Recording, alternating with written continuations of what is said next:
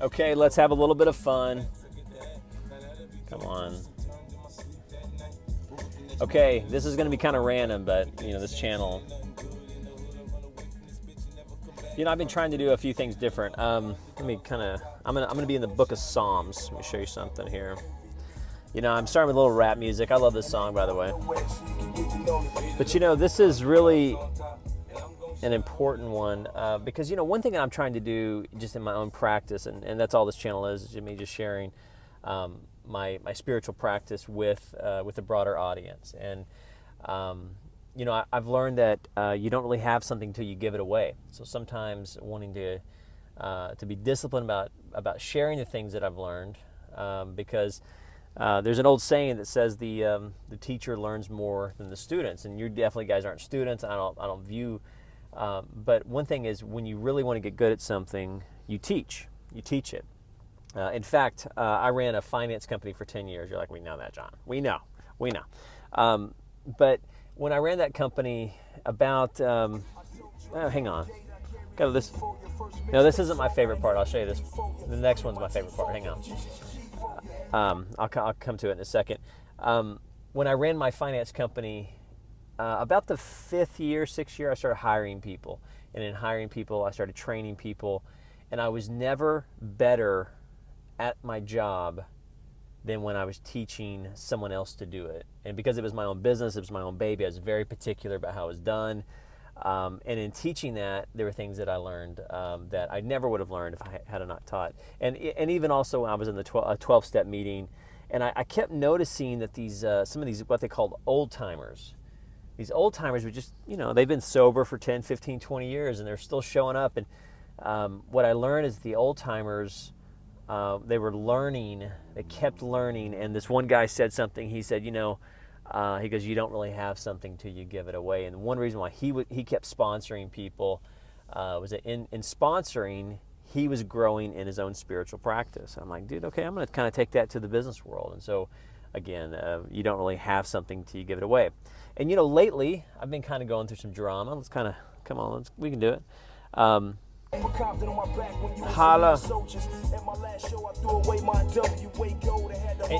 And really trying to develop a. Hang on, let me go here. Here you go. I think this is my next favorite one. Here we go. It's my favorite part. Oh, here we go.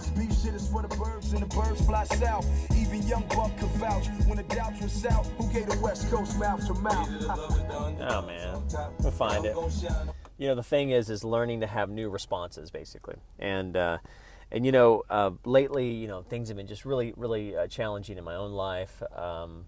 I talk about a lot about the hashtag MRA, but there is an emotional reality of when, when fathers lose their children in civil trials. And like all weekend, I've been thinking about how my ex-wife literally went on record, and she told a court official, I just want to make sure he doesn't have any access so my kids can go and do extracurricular activities. And it's really weird that we live in a world that a woman can say, I just want my kids to be free on the weekends. I don't want to mess with his weekends, and I don't want him to have any access. And then a woman's actually able legally to prevent a father from seeing his children. And again, I know that I don't want to go into MRA stuff, but there is an emotional component, and I deal with that, and obviously business stuff and money stuff, and so I like to have fun, I like to play a little rap, but sometimes those realities and the pressure of that, I have 2 beautiful children, I think about them every day, business concerns, money concerns, again, if our spiritual practice is anything, it's going to sustain us in the valley. Let me just go to Psalms 23. Psalms 23 talks about the valley, and maybe you're at the valley. It says he refreshes and restores my life, and then he talks about and we forget this a lot of times. I do with Psalms 23. I want to go straight to the positive stuff. That's the Lord is my shepherd, but I forget about verse 4 where it says, yes, though I walk through the valley of the shadow of death, the sunless valley, the deep valley, I will fear and dread no evil. For you are with me, your rod to protect, your staff to guide, they comfort me. And so, when you're in the deep, sunless valley, the dark night of the soul, depression, whatever words you want to use. I love the way Psalms 23 says the deep, sunless valley. We all go through that. And I know on Facebook, everybody's talking about how perfect their lives are and all that stuff. But the fact is, Psalms 23 is not Facebook. Psalms 23 says, yes, there are seasons of deep and sunless valleys. And our faith, our spirituality is meant to sustain us. And if it doesn't sustain us in that place, then it is simply inadequate. And you're not inadequate, but a true spirituality will help you sing. And there's a documentary called Muscle Shoals, and it talks about how in the slavery days they would sing to themselves in the field, and they were under such oppression and abuse. They would sing each other those gospel songs, and that's all I'm doing here. And whether I'm kind of doing it in an unorthodox way, kind of doing a little bit of holla. Maybe I'm showing throwing a little holla. Maybe I'm showing some Psalms 23. I'm doing that because I hope that when you see this video, you go, this guy gets it. He understands the deep, sunless valley. I might not know you, but I want you to know to move to the Word and to read it over your life and to be still and to know. Maybe move into laughter, but to be conscious that there's a negativity coming on, and this negativity, I'm not going to medicate it. I'm not going to run from it. I'm not going to deny it. When negativity comes in, whether it's anxiety, depression, something negative, be sensitive to that and move to the Word or move to laughter or do something constructive. In fact, there's a really good joke by Jerry Seinfeld. You're like, Jerry Seinfeld? Now he's talking about, he went from Psalms 23, and now he's talking about Jerry Seinfeld. He has a really good joke about like Nightman and Dayman. He says, Dayman never wants the cookies. He says, Nightman, man, he wants all the cookies and wants all the ice cream, and it's a really intelligent joke about when we move, sometimes literally into the evening. Sometimes the evening, the darkness will create a trigger, if you will, and could easily move us into unhealthy patterns or emotional distress. And for me, I'm noticing here, evening just set on. I started to notice, worry.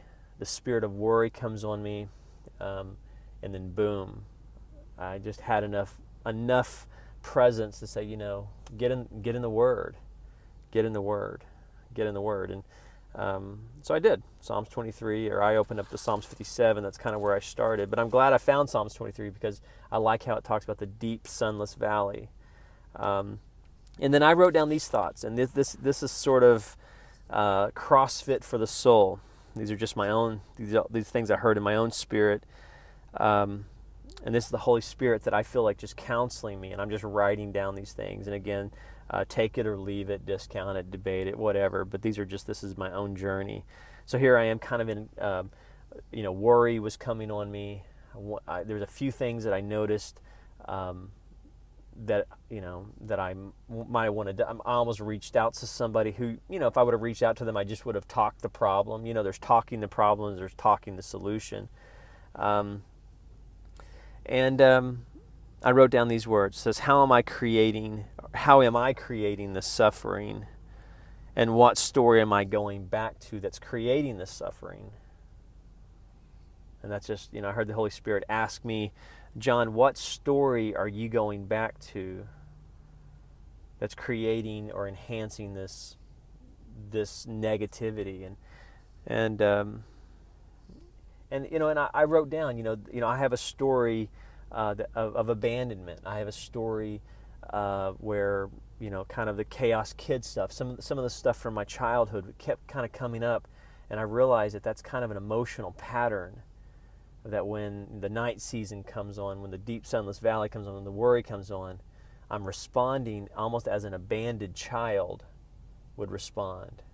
And the Holy Spirit's like, John, you're not the abandoned child. You're not. You're Psalms 23 child. And then I heard the phrase in my spirit, how is impatience playing a role? I'm going to kind of close out here. Maybe I should kind of lighten the mood a little bit with a little, hang on, lighten the mood a little bit, maybe. But again, if these videos can help you through a night season, I talk about the 12 steps a lot, even though I don't understand alcoholism on a personal level. If these videos can help you go one day more sober, if these videos can help you in any way, nothing would make me more happy in my deep sunless valley than to hear from you and to go, dude, this guy gets it. He helped me through. He played some crazy music, dude.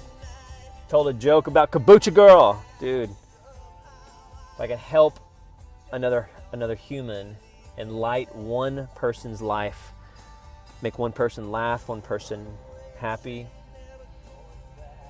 if I can lighten one person's load, that brings me joy. I would love to hear that, though.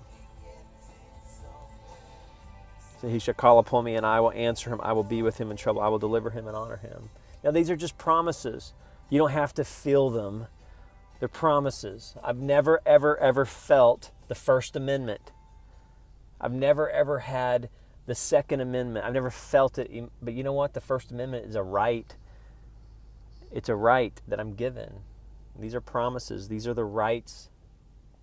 If you seek God's presence, these are promises. And one of the mistakes that I make is a lot of times I think I have to feel it for it to be true. And that's not true. What's true is true. And sometimes feelings are fickle. And I know that I've heard that phrase forever, but I have to remind myself, John, feelings are fickle. This is how you feel right now.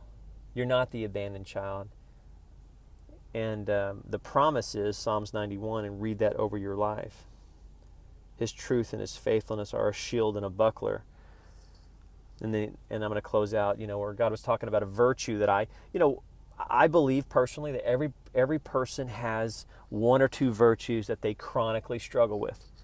The Enneagram that I talk so much about teaches us that basically we have a chief vice and a chief virtue that we lose. And one of my chief virtues that I've struggled with my whole life is patience. Patience. And the Holy Spirit said, how is impatience playing a role in your suffering? I said, and then I just wrote down, I want an answer right now. I want it right now. Almost like a petulant child going, I want the answer right now. Well, in the 12 steps, they talk about we should seek serenity now. Peace. Bitachon. Remind me to talk to you about Bitachon. Bitachon's a very interesting word. I'll talk about it in another video.